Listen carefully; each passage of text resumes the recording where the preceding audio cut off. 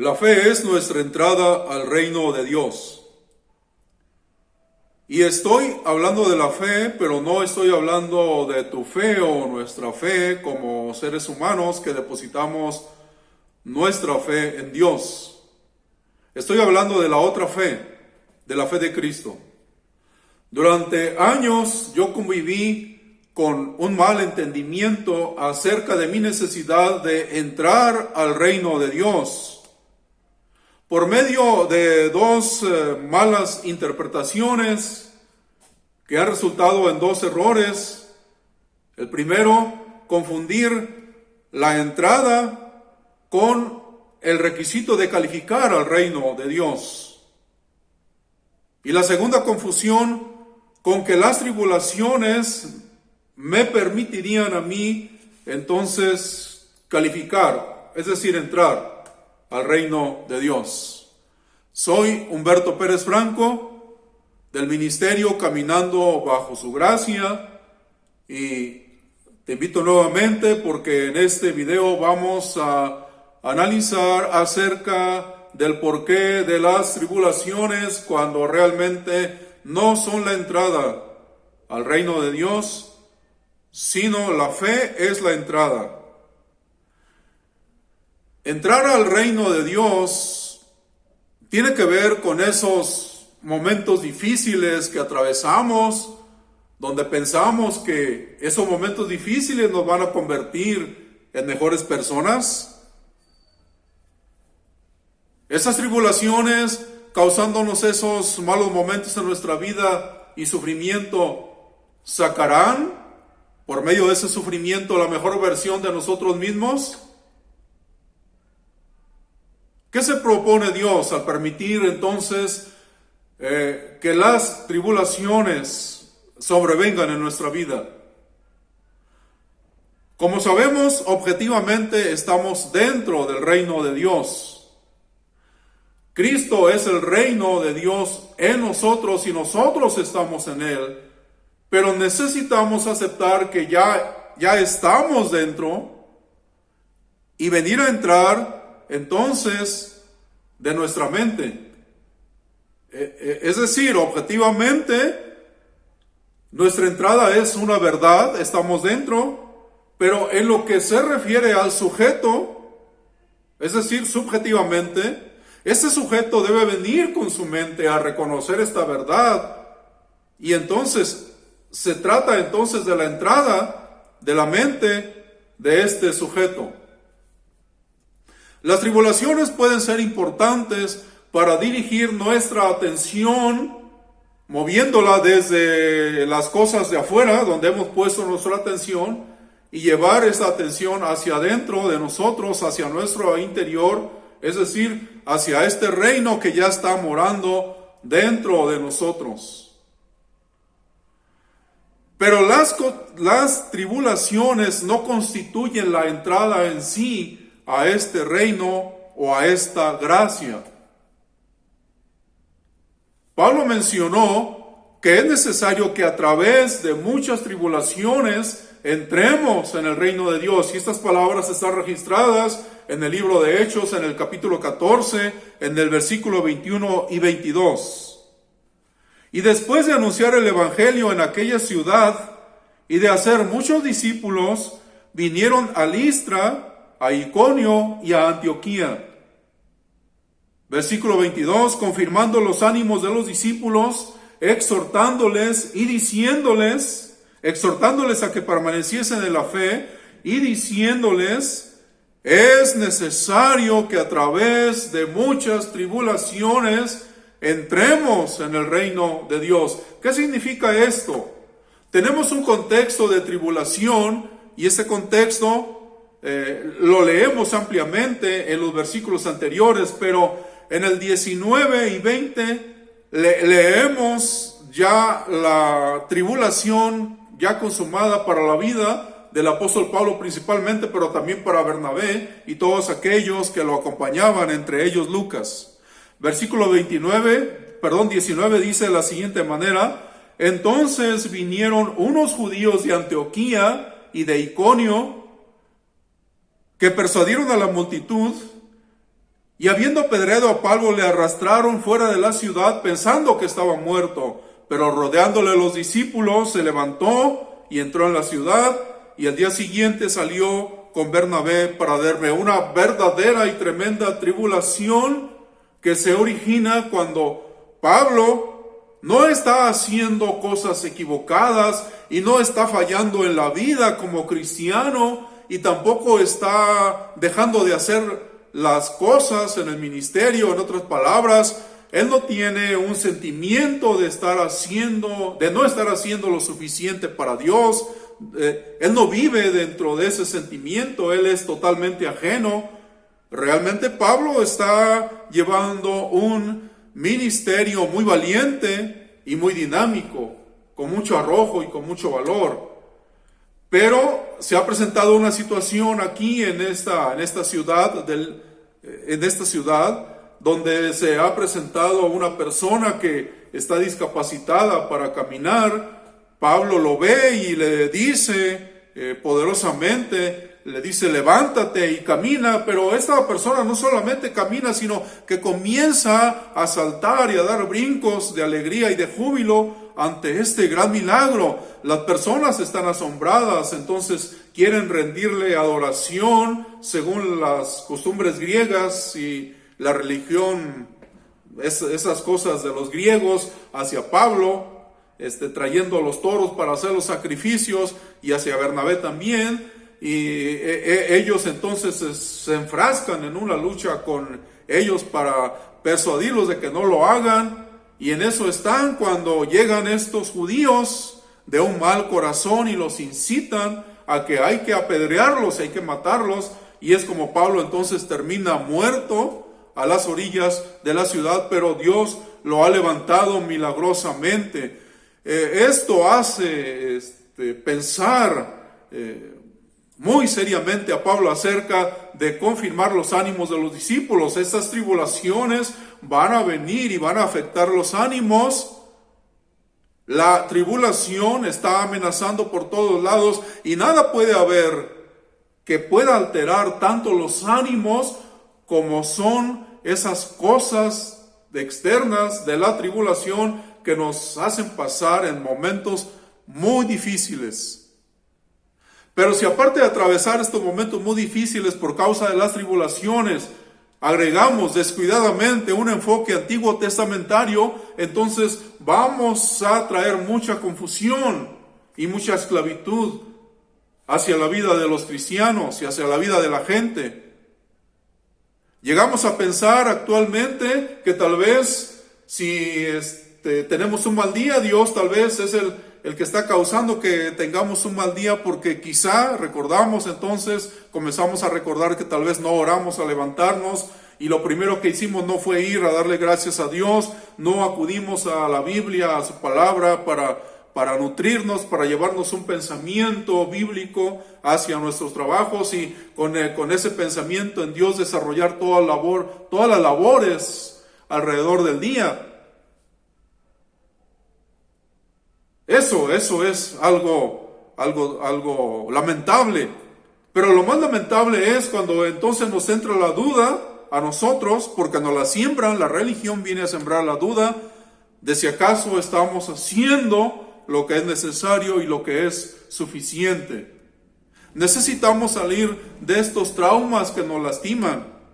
Necesitamos retirarnos de este enfoque antiguo testamentario que no tiene nada que ver. Estamos bajo la gracia y no tenemos que hacer valernos de un enfoque totalmente obsoleto que no tiene nada que ver con estar en la gracia, porque en la gracia necesitas recordar esto: tú eres visto por Dios suficiente, idóneo y competente. No eres visto de otra manera, así que no hay ningún problema para con Dios. Y esta aclaración es necesaria y necesitas llevarla en tu vida, que en Cristo, por cuanto tú estás en Cristo y Cristo está en ti, en Cristo tú has hecho lo suficiente delante de Dios. Deja entonces ese trauma de temor y culpa y ven y abraza la bendición de caminar bajo la gracia de Dios.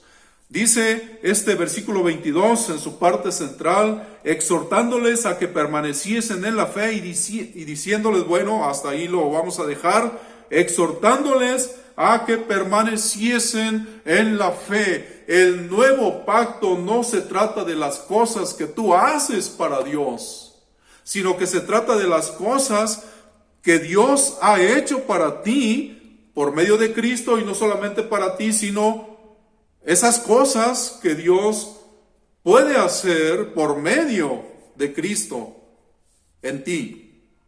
Así que tú eres llamado entonces no a hacer cosas para Dios, sino a fluir de las obras que Dios ha preparado para que tú camines en ellas. En otras palabras, es muy sencillo decir que tú eres llamado a fluir de la vida de Cristo porque tú estás en Cristo. Solo necesitas entonces permanecer en Él, y Pablo está diciendo, es necesario permanecer en la fe. Y Cristo es esta fe. Esta fe es la que se convierte en la entrada, es tu entrada al reino de Dios. Esta fe es Cristo. No dependes de lo que tú haces. Tu entrada no está condicionada por las cosas que tú haces o por las cosas que dejas de hacer o por si tú haces las cosas de una manera suficiente. Dios no está enfocando en eso. Dios está enfocando en que tú estás dentro y necesitas entonces ser consciente de tu interior, y esa tribulación te puede ayudar a ser consciente de venir a entrar. Entonces, tú no eres llamado a hacer cosas para Dios. Y esto, déjame decirte, que siempre me lo han interpretado como un mensaje, y tú podrás decir, nuevamente un mensaje acerca de que ya no es necesario que hagamos nada. Nuevamente favoreciendo el letargo y promoviendo la no responsabilidad y llevando hacia una falta de compromiso. Nada puede haber más falso, pero déjame decirte, en parte es verdad, porque Dios no te necesita. Y necesito de tu comprensión para que no te sientas ofendido, porque esto ofende tremendamente al ego del religioso. Pero de ninguna manera el venir a depender de la vida de Cristo significa una vida sin frutos. Al contrario, es una vida llena de frutos cuando tú vienes a permanecer en la fe, a permanecer en Cristo. Déjame leerte rápidamente Filipenses, aquí insertarlo en este mensaje, Filipenses capítulo 1, versículo del 9 al 10. Dice Pablo, y esto pido en oración, que vuestro amor abunde aún más y más en ciencia y en conocimiento, para que aprobéis lo mejor, a fin de que seáis sinceros e irreprensibles para el día de Cristo. Tú eres ya irreprensible para el día de Cristo y estás listo para el día de Cristo. Porque en Cristo tú has hecho lo suficiente y en Cristo tú eres irreprensible. Pero Dios desea, como dice el versículo 11, llenos de frutos de justicia que son por medio de Jesucristo, no por medio de las cosas que tú haces, porque dice para gloria y alabanza de Dios. Y si entonces los frutos de justicia son por medio de lo que tú haces, entonces tienes todo el derecho y estás en lo correcto de darte toda la gloria y toda la honra para ti, a tu vida. Y te voy a llevar a una escritura una vez más para mostrarte que permanecer en Cristo no tiene nada que ver con las cosas que tú vienes a hacer, sino con las cosas que Cristo viene a hacer por medio de ti. Hebreos capítulo 13, del versículo 20 al 21, y el Dios de paz que resucitó de los muertos a nuestro Señor Jesucristo, el gran pastor de las ovejas, por la sangre del pacto eterno, os haga aptos para toda buena obra, os haga aptos en toda buena obra para que hagáis su voluntad, haciendo Él en vosotros lo que es agradable delante de Él por Jesucristo, al cual sea la gloria y la honra por la eternidad, por los siglos de los siglos. Pero si tú entonces piensas que eres llamado a hacer las cosas para Dios, déjame decirte que eso es algo tramposo, porque entonces tú estarías con el derecho de darte a ti la gloria y la honra por las cosas que tú haces, pero vas a llegar a una frustración. ¿Estaré haciendo lo suficiente para Dios? Permanecer en la fe, dice Pablo, y permanecer en la fe es permanecer en Cristo. Cristo es tu fe, no es tu fe personal. Aquí Pablo está hablando de la fe que es Cristo Jesús.